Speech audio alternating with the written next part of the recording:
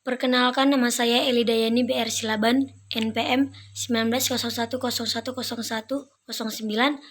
grup PGA 2, mata kuliah Pendidikan Bahasa Indonesia kelas tinggi.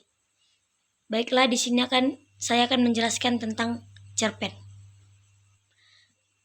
Pengertian cerpen menurut para ahli. Yang pertama, menurut KKBI, cerpen merupakan cerita pendek yang berisi tentang kisah cerita yang berisi kurang lebih dari 10.000 kata. Pada umumnya, cerita pada cerpen bisa memberikan kesan dominan dan berkonsentrasi pada satu permasalahan, satu tokoh.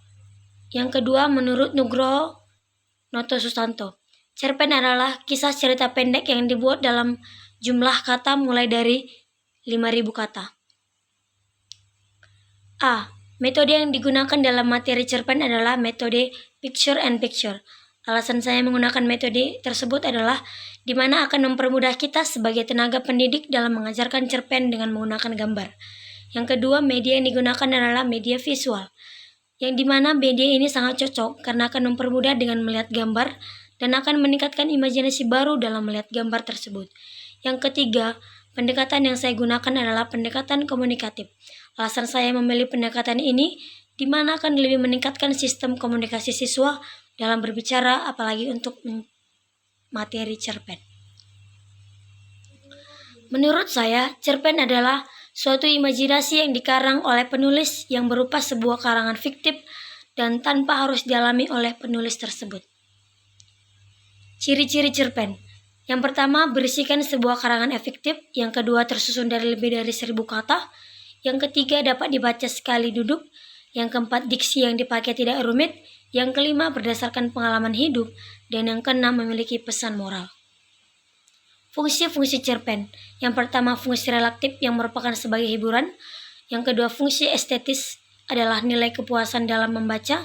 Yang ketiga, fungsi deduktif adalah memberi pembelajaran hidup. Yang keempat, fungsi moral adalah mengandung pesan yang tersimpan dalam cerpen tersebut. Yang kelima, fungsi religius adalah yang mengandung nilai agama. Unsur intrinsik dalam cerpen. Yang pertama, tema. Yang kedua, tokoh atau penokohan. Yang ketiga, alur atau plot. Yang keempat, setting atau latar. Yang kelima, sudut pandang. Yang keenam, gaya bahasa. Dan yang ketujuh, amanat. Cara menulis cerpen adalah menentukan tema dan judulnya, menentukan kunci kata, menggunakan gaya bahasa, mengembangkan ide yang ada pada pemikirannya. Contoh cerpen. Liburan London. 2 bulan yang lalu, aku dan keluargaku berlibur ke London. Aku bersama orang tuaku pergi ke tempat sawah sewaktu libur sekolah. Kami melihat agen perjalanan lalu memesan tiket. Sesampainya kami di sana, kami pergi ke kedutaan besar Inggris untuk mendapatkan visa agar dapat masuk ke Inggris. Setelah memesan 14 hari tur, ini termasuk akomodasi, jalan-jalan dan juga termasuk wisata di sekitar London. Kami telah naik pesawat besar. Kami berada dalam pesawat itu sekitar 14 jam untuk perjalanan. Di dalam pesawat terdapat pramugari yang sangat ramah. Mereka memberi koran dan majalah agar kita dapat membaca dan tidak mudah bosan. Mereka juga memberi kami makanan dan minuman, dan tak lupa film untuk hiburan juga.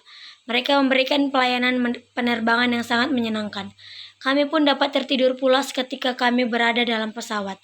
Ketika kami sampai di bandara Heathrow, kami harus pergi ke bea dan imigrasi. Di sana terdapat para petugas yang baik. Mereka memeriksa dokumen kami dengan berhati-hati dan melayani kami dengan sangat sopan dan ramah. Keluargaku dan aku mengumpulkan tas kami dan pergi ke London. Tas kami sudah diatur untuk ditransfer ke hotel. Hotel yang kami singgahi adalah hotel bintang 4 yang terkenal. Kami mendapatkan pemandangan taman yang sempurna. Kamar memiliki kamar mandi dan toilet sendiri. Di lantai 3 ada restoran yang memiliki berbagai jenis makanan. Mereka mampu menyajikan makanan Asia dan Eropa. Sekian yang dapat saya jelaskan. Saya mengucapkan terima kasih dan selamat pagi.